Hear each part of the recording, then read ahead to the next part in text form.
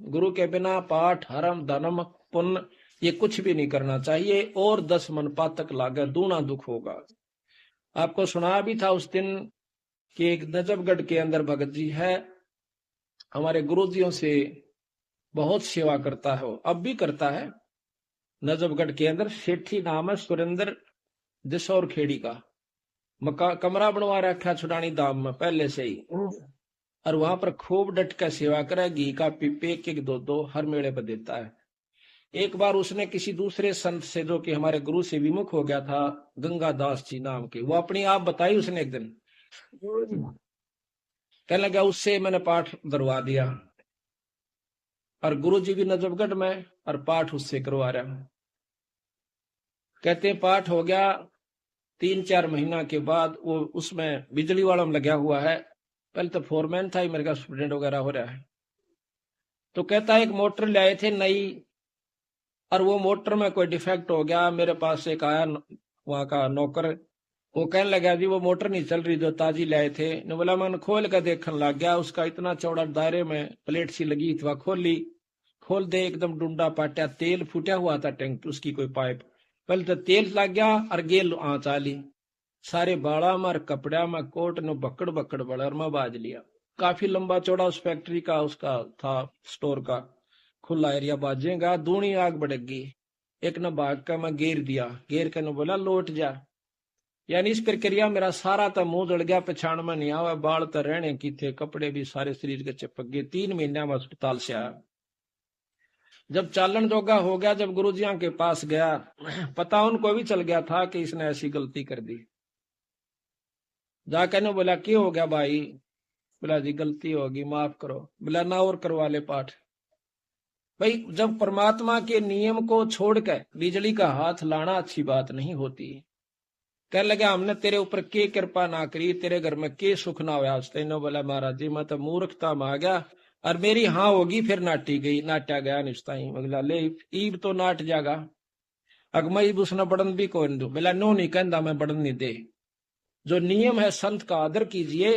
No थोड़ा है भाई पति ने छोड़कर, यानी अपने जो मर्यादा को तोड़कर फिर वो ठीक नहीं रहता। आम व्यक्ति से वो व्यवहार नहीं होना चाहिए गुरु के प्रति जो हो सके।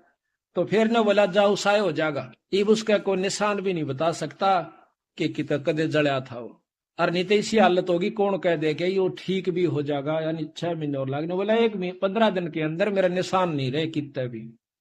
आज उसका शरीर देखियो, कोई नो कह देख भाई उसका आंच भी नहीं लगी होगी कभी। तो इस प्रकार भाई सावधान रहने से ही लाभ में लगा। नो तो मनमुखीता पर फिर दिन ऐसा कर देते हैं। ये भी मन चाव है कि गुरु तो रोज नो कहे भाई सत्संग में आया करो, भाई क्या होगा महीना 6 महीना में एक बार आ जावांगे, कोई बात नहीं है, वो आपकी मर्जी से एक बार चाहे 100 बार। पर हमने अपने पापड़ बेलने से बार बार यही कहना है, जो बंदी छोड़ना कह रखा से। ईब तो हम चले जावांगे मनमुखी होकर, कल गधे और गधी बनकर कुमार का ठह जाएंगे, फिर मनमुखी होना। मन तो फिर भी चाहोगा लिकट के बोरे तलत बाजू, फिर 2 तो मोगरे ठोका कड़ में और दूना बार दरेगा, फिर जाना कहाँ जाएंगे हम। तो हमने तो यो दुख याद आया, और गुरु के प्रति जो हमारा विचार व्यवहार रहा शायद ही आपका हो पावे। और उसका परिणाम ये हुआ कि हमारे को चंद दिनों में वह चीज दे दी जो कि उन्होंने उनके साथ को 20-20 साल रह कर चले गए, उनको नहीं दी। तो इसी प्रकार जो मर्यादा है, जो नियम है गुरु के प्रति परमात्मा के पाने के, वह सारे निभाने पड़ेंगे जब जाकर बात बना करें। तो यहाँ कहा है गुरु बिन होम यज्ञ जो साधे, और मन 10 पातक लादे। सतगुर मिले तो अगम बतावे, जम की आंच ताही नहीं आवे, काल की आंच नहीं आवे। गुरु की निंदा सुने जो काना, भाई ताको निश्चय नरक निदाना। गुरु की निंदा अगर कोई कान से भी सुन रहा है किसी निंदक के पास बैठकर, कहते हैं उसको निश्चय नरक निदाना, उसको नरक अवश्य होगा। कहते 10वां अंश गुरु को दीजिए, बस जीवन जन्म सफल कर लीजिए। अपनी कमाई का 10वां हिस्सा गुरु को दीजिए। प्रथम गुरु पिछाड़ दे, गुरु कहाँ लगाता है, किस ढंग से प्रयोग करता है, कहीं खराब तो नहीं करता। तो जब उसको 10वां वंश गुरु को दीजिए। गुरुमुख प्राणी कोई ना दीजिए, हृदय नाम सदा रस पीजिए। अपने मुख निंदा जो करही, और शुक्र सवान जन्म सो धरही। निगरा करे मुक्ति की आशा, कैसे पावे मुक्ति निवासा। तो इस प्रकार महाराज कहते हैं कि गुरुमुख नाम देव रे दासा, गुरु महिमा उन्हों प्रकाशा। जितने भी गुरु बिन पशु मनुष्य जो पावे, और फिर गर्भवास में आवे। गुरु विमुख जो सोई दुख पावे, जन्म जन्म सोई डहकावे। गुरु से जो करे गुरु सेवा जो चतुर सियाना, गुरु पटतर कोई और नहीं आना, कि गुरु के समान और कोई नहीं है। गुरु तजय भजय जो आना, यानी गुरु को छोड़कर किसी और की शरण में जाकर, यानी और ढंग की अपनी साधना, जिसा भी कहे ना भाई बस यहाँ माथा टेक जावे, एक जो चढ़ा जावा, बस नफराम हो जाओगे। कहते हैं गुरु को तजय भजय सो आना, ता पशुआ को फोकट ज्ञाना। उसका कोई ज्ञान क्यों नहीं है जो कि अपनी मर्यादा न छोड़ के एक आम आदमी कह दे उसकी मान ले वह, फिर तो वो इब्न झंडे लागे पांदे उसकी, अगर उसकी बात सत्य है तो, यानी उसकी तो बात आप सत्य मान लेते हो जो एक निकम्मा फेट जाए। क्यों? वो क्या बताता है, वो इसी बात बतावेगा कि ना तो मुक्ति हुआ ना कोई लाभ मिला, वह खुश होकर करेंगे। इस पिंडारे में आप देख रहे हो बंडा दिए किसी ने, मौसाड़ा अमावस्या के दिन आकर देखना, किसी दिन यहाँ पर गिनती नहीं 10 लाख आते हैं, 20 लाख आते हैं, और इस पानी में स्नान करते हैं जिसमें गधे पी भी नहीं सकते, और हम नहा के जाते हैं। इन भोली भाली आत्माओं को ये अच्छा लगा कि महीने में एक दिन तो जाना, 6 महीना वाले मारा हुआ गोता। ये बात नहीं है। बच्चा स्कूल में जावे, समर्यादा निभावे, और फिर मुख अपनी भक्ति पढ़ाई कर पावे। इसी प्रकार आपने करना होगा, कर लो चाहे किसी जन्म में, इस जन्म में कीजिए, चाहे फेर कीजिए, छूटेगा पीछा। इसी प्रकार पर समझदार वही है जो कि इब मौका है। कहते हैं इब का दा मत चूक मेरी प्यारी, आत्मा को कह कि यो दास है, इब का मत ना चूक, यू फेर नहीं मिलेगा। परम पिता परमात्मा पूर्ण ब्रह्म सर्व सृष्टि रचनहार कबीर परमेश्वर जी अपनी प्यारी आत्माओं को यथार्थ ज्ञान देने के लिए वे स्वयं ही आते हैं, अपने सतलोक से चलकर आते हैं,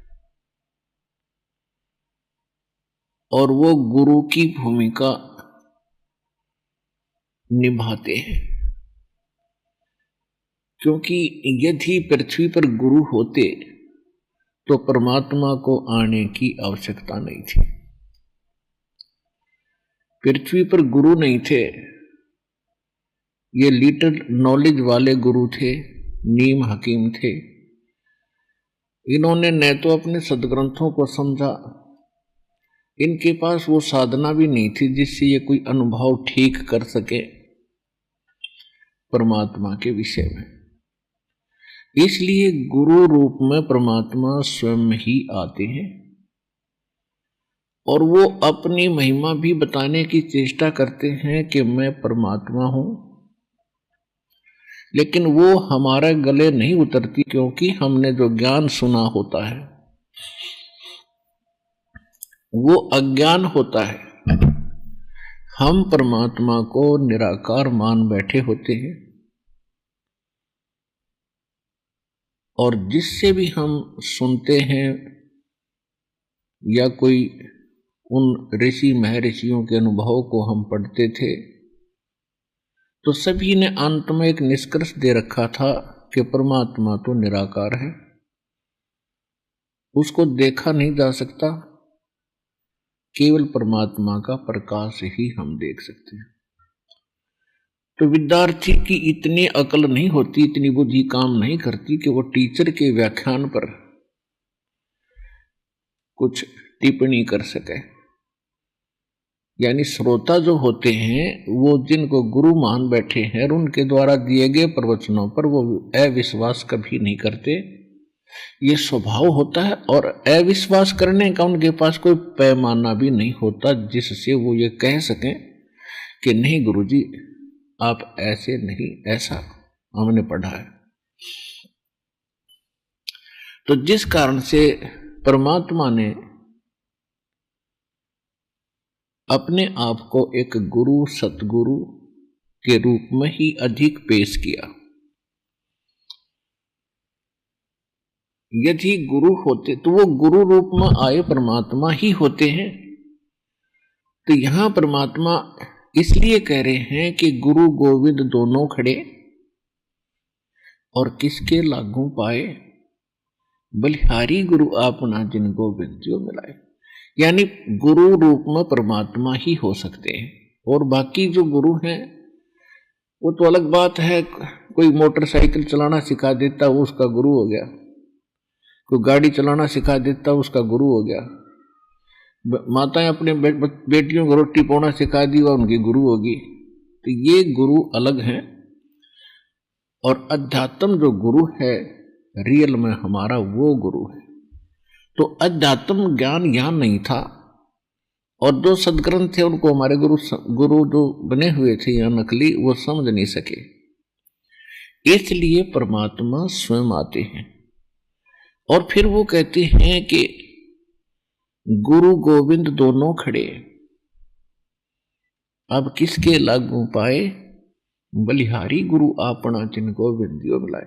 तो वो कहते हैं गुरु को, गोविंद को छोड़कर हम गुरु को ही महत्व देंगे। तो गुरु परमात्मा ही हो सकते हैं, बाकी गुरु सभी अपने अपने सत्र के हैं, वो उनका अलग काम है। और जो अध्यात्म मार्ग में ज्ञान दे रहे हैं वो गुरु है ही नहीं, वो तो नकली हैं सारे। क्योंकि परमात्मा जो ज्ञान देता है, परमात्मा ने ज्ञान दिया वेदों का, परमात्मा ने ज्ञान दिया गीता का, यानी गीता में जो ज्ञान है वो परमात्मा वाला ही है, जो परमेश्वर ने इस ब्रह्म के अंदर फीड किया था, और वो वेद जो के तो बाहर निकले थे। उसके बाद गीता जी के अंदर जो इसने ज्ञान दिया है ब्रह्म ने, ज्योत स्वरूपी निरंजन ने, श्री कृष्ण जी में प्रवेश करके इस काल ने जो ज्ञान दिया, उसमें अधिकतर वेदों वाला ही ज्ञान है जो गॉड गिवन है, परमात्मा ने इसको दिया था।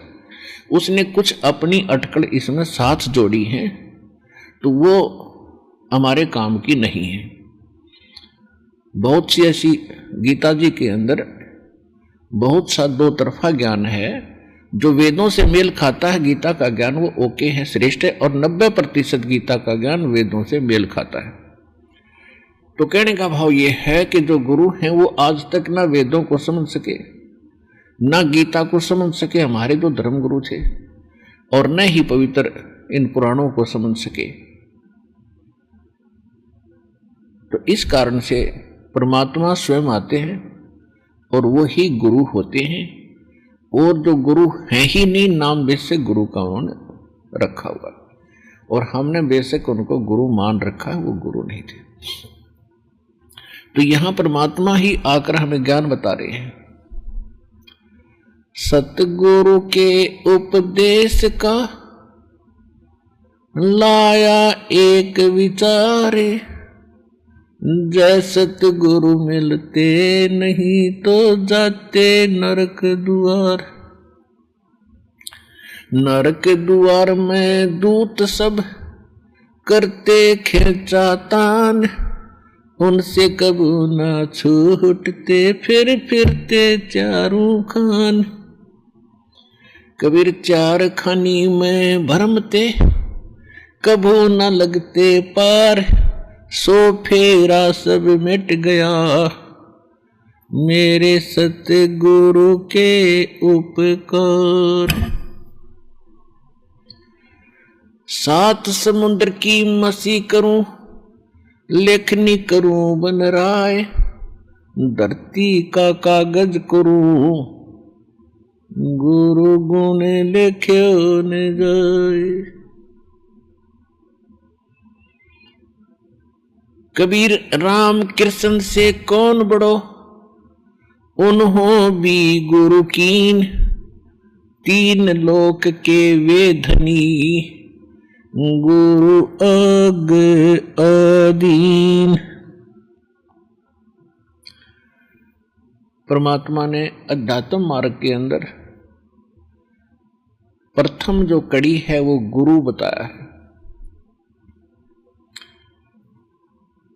और गुरु के बिना जो साधना करते हैं, मनमुखी साधना करते हैं, वो साधना नहीं है, उनका व्यर्थ प्रयत्न है। इसलिए गुरु बिन माला फेरते, गुरु बिन देते दान, गुरु बिन दोनों निष्फल हैं, से पूछो वेद पुराण। गर्भ योगेश्वर गुरु बिना, लाग्या हर की सेव, कहे कबीर बैकुंठ से, वो फेर दिया सुखदेव। राजा जनक गुरु किए, फिर कीनी हर की सेव, कहे कबीर बैकुंठ को, चले गए सुखदेव। तो आइए अब देखते हैं संत रामपाल जी महाराज जी के आध्यात्मिक ज्ञान को। बरवाला की घटना, देशद्रोही कौन, भ्रष्टाचार के विरुद्ध प्रदर्शनकारियों को देशद्रोही बनाने की कुचेष्टा करना देश का दुर्भाग्य है। पीछे से पछताओगे जब तक सूरज चांद रहेगा। संत रामपाल जी व इसके अनुयायियों तथा भारत का विश्व में नाम रहेगा। संत रामपाल दास जी ने सर्वधर्मों के सदग्रंथों को पढ़कर उनको ठीक ठीक जानकर सार ज्ञान मानव को दिया है। इसकी शुरुआत अपने भारत देश की गई है, क्योंकि वर्तमान में यदि कहीं कुछ दया शेष है तो वह भारत देश वर्ष ही है। संत रामपाल दास जी ने भारतवर्ष को सर्व बुराइयों से रहित करने के उद्देश्य से तत्व ज्ञान अर्थात यथार्थ आध्यात्मिक ज्ञान का प्रचार हरियाणा प्रांत से शुरू किया। संत रामपाल दास जी के सत्संग प्रवचनों का आधार महान संत कबीर जी की अमृत वाणी है तथा उन्हीं वाणियों के समर्थन में अन्य धर्मों के सदग्रंथों से भी प्रमाण मिला है, जो कुल मिलाकर मानव को एक ही संदेश देते हैं। संत रामपाल दास जी का उद्देश्य यह है कि भारतवर्ष नशा, मांसाहार, भ्रष्टाचार, दहेज प्रथा तथा भ्रूण हत्या आदि आदि बुराइयों से पूर्ण रूप से मुक्त हो, ताकि भारत फिर से सोने की चिड़िया के नाम से विश्व में प्रसिद्ध हो। जीवित उदाहरण परमार्थ करते करते संत रामपाल जी के 940 अनुयायी केंद्रीय कारागार नंबर 1 हिसार में झूठे देशद्रोह के मुकदमे में बंद है। उनमें से कोई भी मांसाहार तथा नशा नहीं करता और न ही भ्रष्टाचार करता है। इसके अतिरिक्त संत रामपाल जी के लाखों अनुयायी भारत के अनेकों राज्यों में हैं। उनकी जांच करें, वे कितने अच्छे नागरिक हैं। क्या इतने नेक व्यक्ति देशद्रोही हो सकते हैं? कभी नहीं। जिनके प्रवचनों से वे नेक नागरिक बने हैं, क्या वह संत देशद्रोही हो सकता है?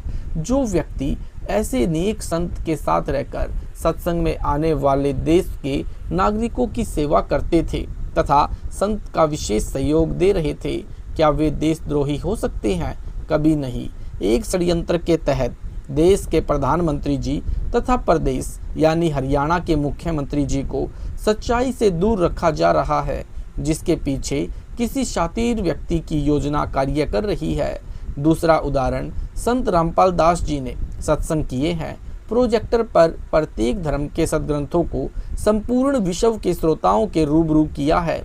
उनकी वीडियो बनाई गई तथा ज्ञान गंगा, गहरी नजर गीता में, आध्यात्मिक ज्ञान गंगा, भोगेगा अपना किया रे, मानवता का हराश तथा विकास आदि आदि पुस्तकें बनाई गई हैं, जो वेबसाइट www.jagatguru.org.com पर डाली गई है, जिनको डाउनलोड किया जा सकता है। इसके अतिरिक्त इंटरनेट पर YouTube पर भी सत्संग की वीडियो देखी जा सकती है। सतलोक आश्रम बरवाला सत्संग लिखकर तथा अन्य लिंक जो इस प्रकार है।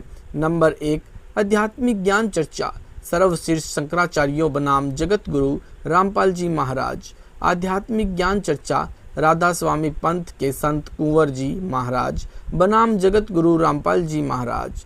आध्यात्मिक ज्ञान चर्चा, जग गुरु देव पंथ मथुरा के संत तुलसीदास जी बनाम जगत गुरु रामपाल जी महाराज। आध्यात्मिक ज्ञान चर्चा, डॉक्टर जाकिर नायक मुसलमान बनाम जगत गुरु रामपाल जी महाराज।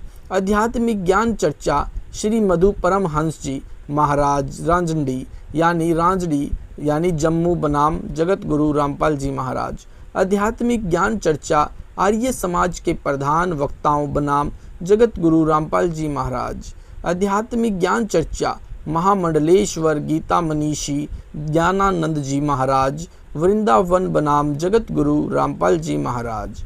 आध्यात्मिक ज्ञान चर्चा, इस्कॉन प्रमुख श्री महामंत दास बनाम जगत गुरु रामपाल जी महाराज। आध्यात्मिक ज्ञान चर्चा राधा स्वामी आगरा सच्चा सौदा सिरसा बनाम जगत गुरु रामपाल जी महाराज। आध्यात्मिक ज्ञान चर्चा दामाखेड़ा के मंत श्री प्रकाश मुनि नाम साहेब बनाम जगत गुरु रामपाल जी महाराज। आध्यात्मिक ज्ञान चर्चा हंसा देश प्रमुख सतपाल जी महाराज बनाम जगत गुरु रामपाल जी महाराज को लिखकर सर्च करें। आप जी उपरोक्त ज्ञान चर्चा की वीडियो डाउनलोड भी कर सकते हैं। कुछ सज्जन कहते हैं कि आध्यात्मिक चर्चा तो आमने सामने बैठे तब मानी जाती है। उनसे निवेदन है कि जैसे मीडिया वाले कश्मीर के मुद्दे पर सब राजनीतिक पार्टियों से प्रश्न करके उनके विचार रिकॉर्ड करके टीवी पर चला देते हैं, स्थिति स्पष्ट हो जाती है कि कौन क्या कहता है। इसी प्रकार साधना टीवी वालों ने उपरोक्त सब संतों तथा संत रामपाल जी महाराज के विचार रिकॉर्ड किए और आध्यात्मिक ज्ञान चर्चा नामक प्रोग्राम के तहत टीवी पर चला दिए, जिससे हमें पता चल गया कि किसको कितना आध्यात्मिक ज्ञान है।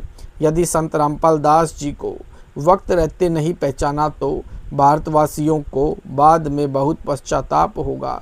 ईसा मसीहा जी के साथ घटना जैसे ईसाई धर्म के प्रवर्तक ईसा मसीह जी को लोग उस समय नहीं पहचान पाए।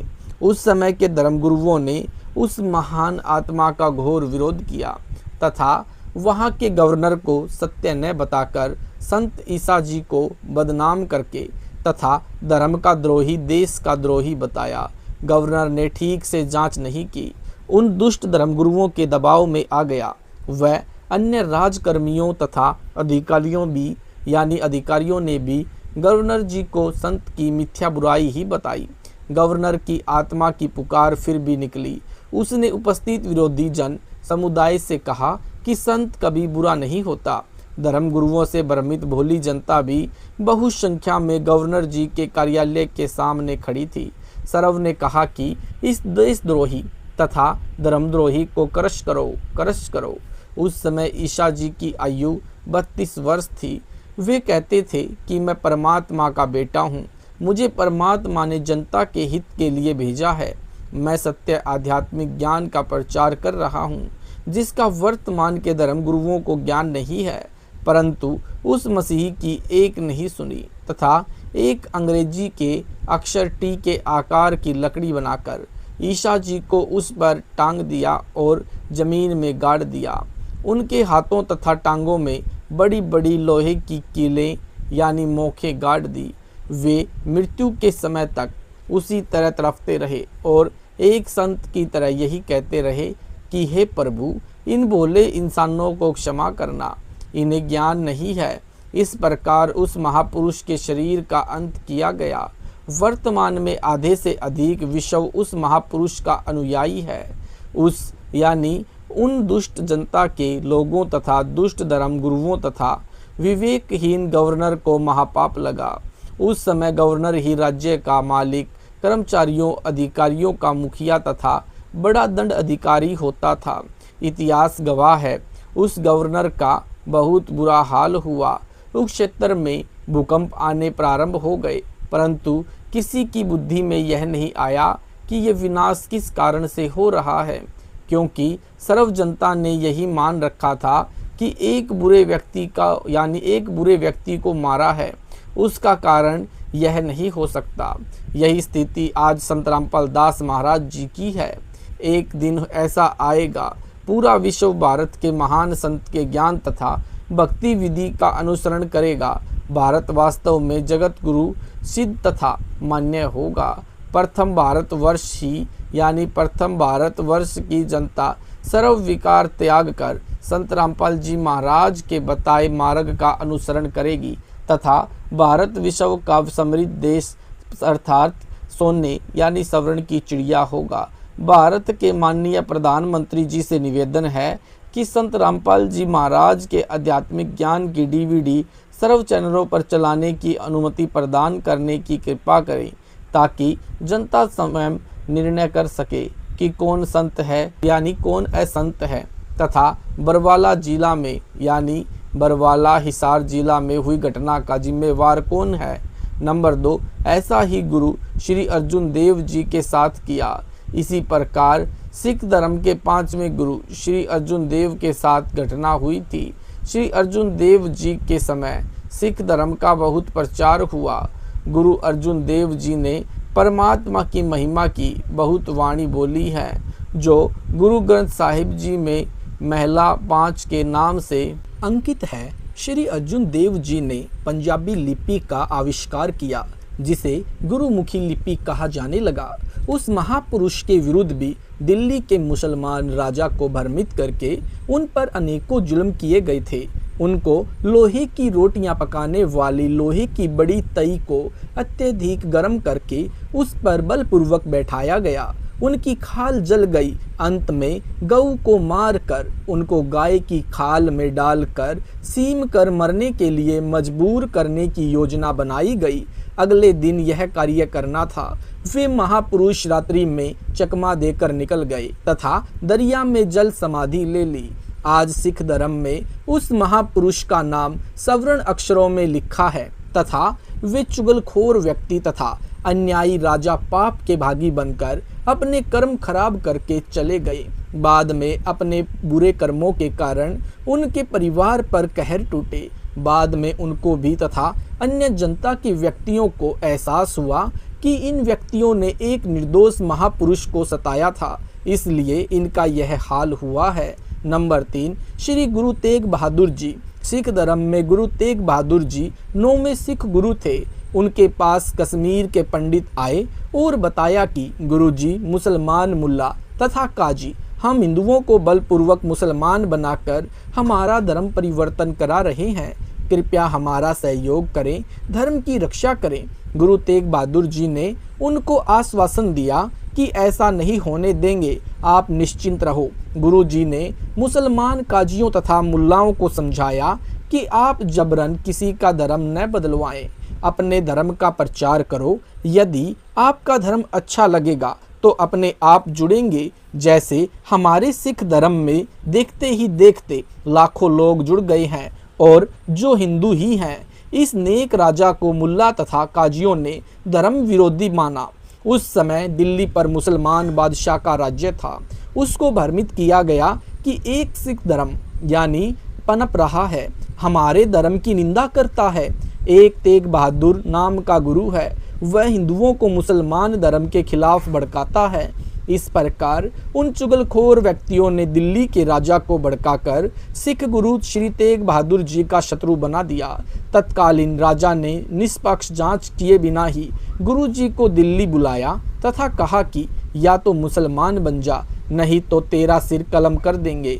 गुरु तेग बहादुर जी ने राजा के बार बार कहने पर भी धर्म परिवर्तन करना स्वीकार नहीं किया तो दिल्ली के चौराहे पर उनका सिर काट दिया, जहां पर वर्तमान में सिखों ने शीशगंज गुरुद्वारा बना रखा है। उस महापुरुष जी का नाम सिख इतिहास में स्वर्ण अक्षरों में लिखा गया है तथा करोड़ों शीश श्रद्धा से उस महापुरुष के नमन करते हैं तथा उन चुगलखोर दुष्ट लोगों तथा उस अन्यायी राजा को करोड़ों आत्माएं बद्दुआएं दे रही है।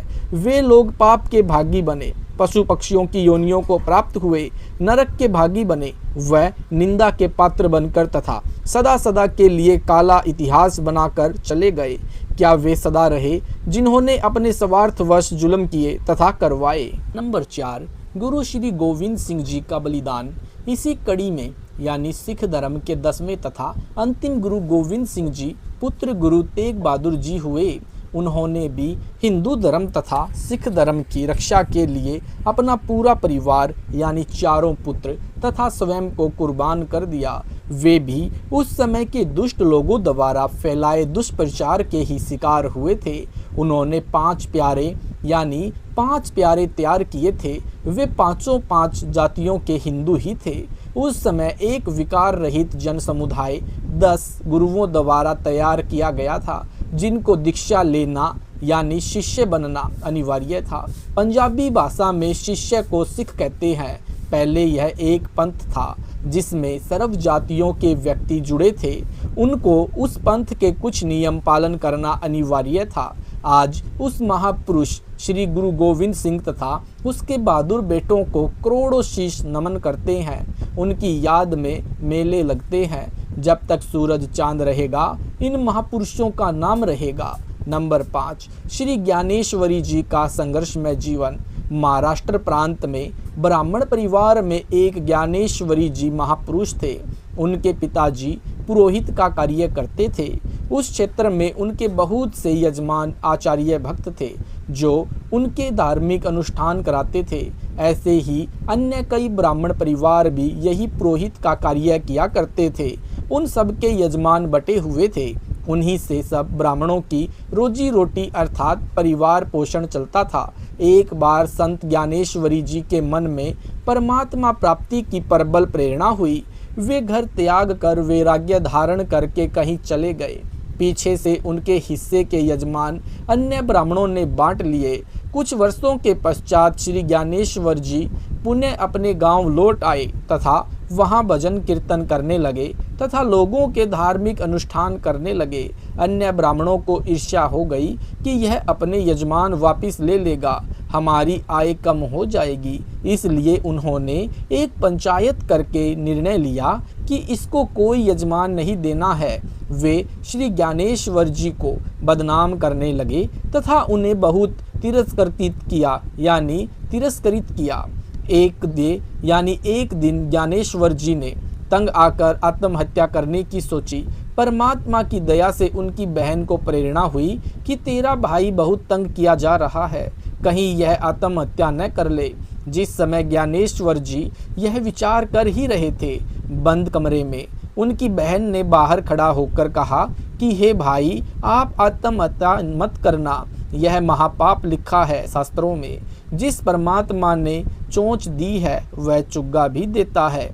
आप परमात्मा पर विश्वास रखो, आपने तो जनता के हित में बहुत कुछ करना है। अपनी बहन की बातें सुनकर श्री ज्ञानेश्वर जी ने आत्महत्या का उद्देश्य त्याग दिया। उसके पश्चात उन्होंने श्रीमद् भगवत गीता को संत वाणी में मराठी भाषा में लिखा। जैसे महर्षि वाल्मीकि द्वारा लिखी संस्कृत भाषा रामायण को संत श्री तुलसीदास जी ने संत भाषा यानी चौपाई दोहों में हिंदी भाषा में लिखा। श्री ज्ञानेश्वर जी द्वारा लिखी मराठी भाषा में गीता को ज्ञानेश्वरी यानी मराठी भाषा में न्यायनेश्वरी कहते हैं। महाराष्ट्र के लोग न्यायनेश्वरी अर्थात ज्ञानेश्वरी यानी गीता का ही पाठ करते हैं। श्री ज्ञानेश्वर जी ने भी गीता अध्याय 18 श्लोक 66 में यही लिखा है कि सब धर्मों को छोड़कर मेरी शरण में आ जा, सर्व पापों से छुड़ा दूंगा। चिंता करने से कोई लाभ नहीं। विरोधियों द्वारा फिर भी श्री ज्ञानेश्वर जी का दुष्प्रचार तथा विरोध जारी रहा। कई बार उनको मारने की भी कोशिश की गई। उनको निर्वाह की कठिनाई का अधिक सामना करना पड़ा। दुखी होकर संत ज्ञानेश्वर जी ने धरती में गड्ढा खोदकर उसमें जीवित समाधि लेकर अपने जीवन का अंत करना पड़ा। आज महाराष्ट्र में संत श्री ज्ञानेश्वर जी का नाम हर बच्चे की जुबान पर है तथा करोड़ों सिर उनकी समाधि पर झुकते हैं। उस महापुरुष की याद में मेले लगते हैं। जो उस महापुरुष की निंदा करते थे, उनको परेशान तथा बदनाम करते थे, उनका उसी जीवन में बहुत बुरा हाल हुआ। वंश के वंश नष्ट हो गए। यदि वे सब बांट कर पहले की तरह यजमान रख लेते तो महापाप से बच जाते। अंत में वे क्या धन सिर पर उठाकर ले गए, पापों का बोझ ही संसार के लेकर गए। निंदा के पात्र बने, उनका काला इतिहास बना। इसलिए सभ्य मानव समाज से निवेदन है कि संत रामपाल जी को पहचानो, पाप के भागी न बनो, नहीं तो पछताओगे।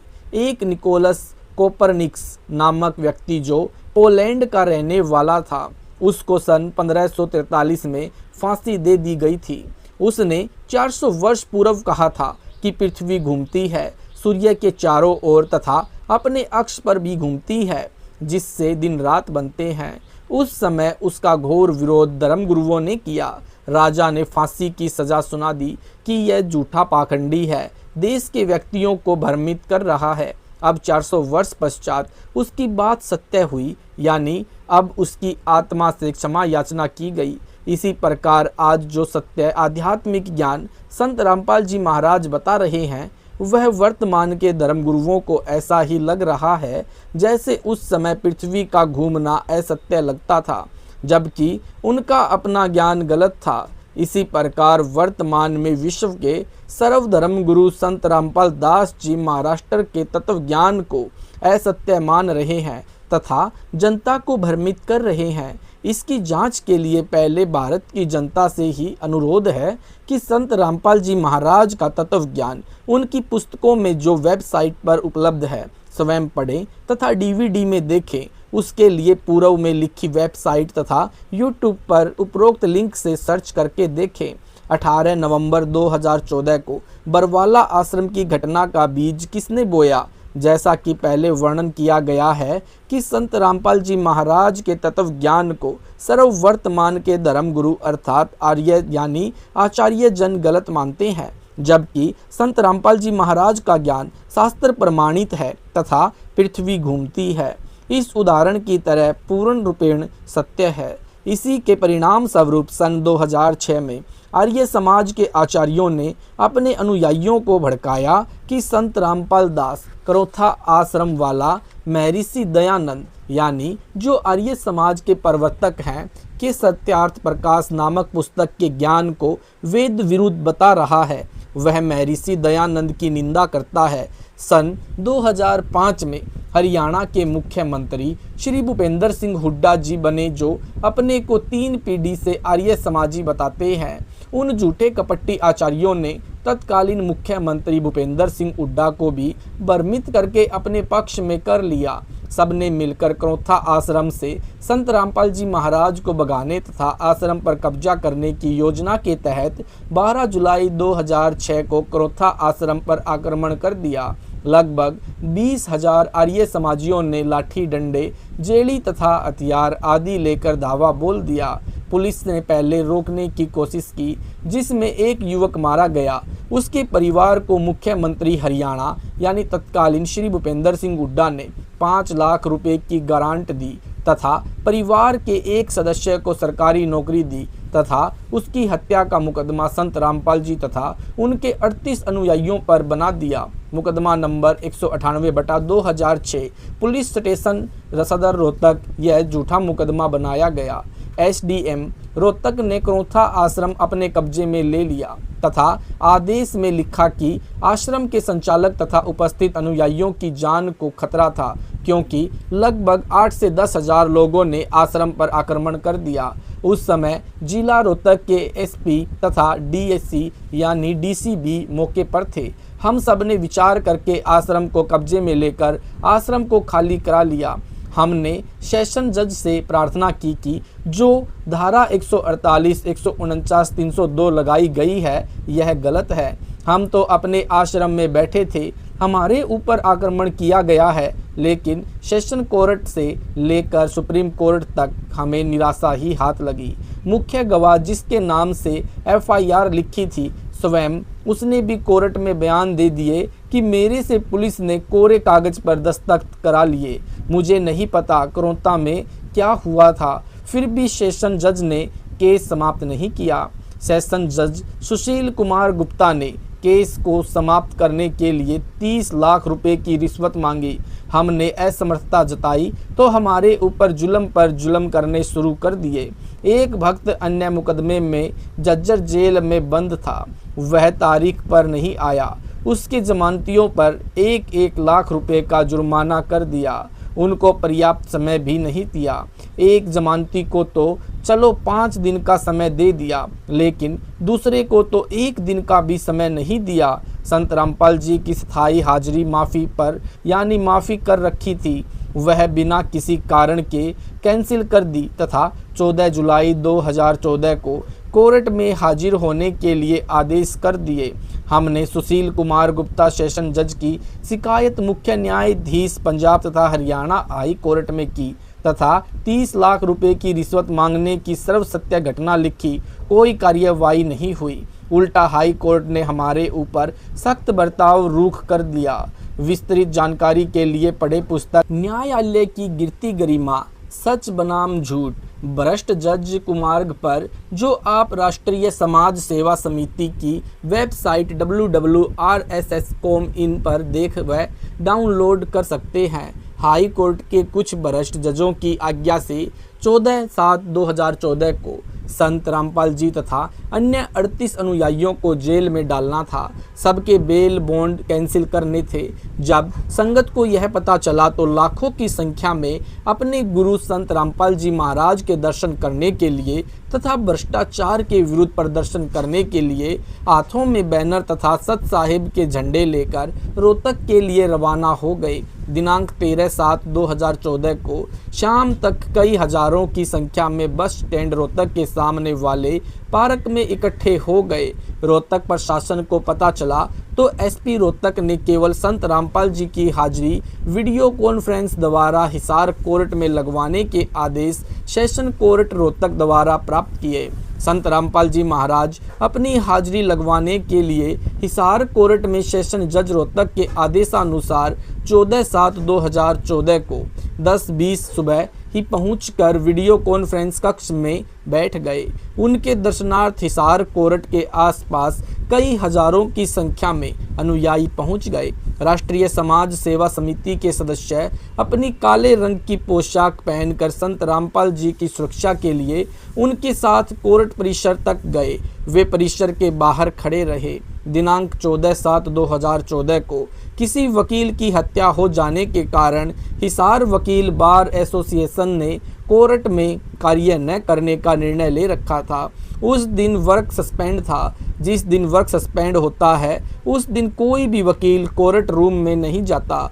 केवल कुछ वकील जो उस दिन के लिए नियुक्त किए जाते हैं वे ही जाते हैं। संत रामपाल जी सुबह 10:20 पर कोर्ट में गए। उससे पहले सर्व जज साहिबान कोर्ट में पहुंच चुके थे। 2 वकील यानी वीडियो कॉन्फ्रेंस कक्ष में जबरन घुसे। वे आर्य समाजी थे। उन्होंने पूर्व नियोजित योजना के तहत संत रामपाल जी के साथ हाथापाई करनी चाहिए, परंतु 2 सेवादार तथा पुलिस एसपी ने उनको सफल नहीं होने दिया। उन्होंने शेष वकील साहिबानों को गुमराह करके वकीलों की हड़ताल करा दी, जिसमें सारे हरियाणा तथा चंडीगढ़ तक के वकीलों ने हिसार बोर एसोसिएशन का साथ दिया तथा बहाना बनाया कि कोर्ट की अवमानना संत रामपाल जी के शिष्यों ने की है तथा वकीलों के साथ गलत व्यवहार किया है। हिसार के वकीलों ने एक लिखित शिकायत पत्र पंजाब तथा हरियाणा हाई कोर्ट चंडीगढ़ के मुख्य न्यायाधीश के नाम हिसार के सेशन जज के माध्यम से भिजवाया, जिसमें लिखा था कि संत रामपाल के शिष्यों ने वकीलों के साथ गलत व्यवहार किया, कोर्ट के कार्य में बाधा डाली, जिस कारण से कोर्ट की अवमानना हुई है। दिनांक 21/7/2014 को एक लिखित पत्र सेशन जज रोहतक श्री सुशील कुमार गुप्ता ने अपनी तरफ से मुख्य न्यायाधीश पंजाब तथा हरियाणा हाई कोर्ट को भेजा कि संत रामपाल के शिष्य बहुत संख्या में जजों के विरुद्ध बैनर लेकर इकट्ठे हुए तथा मुझे जान से मारने की धमकी दी। दिनांक 21/7/2014 को सेशन जज रोहतक सुशील कुमार गुप्ता ने पत्र लिखा।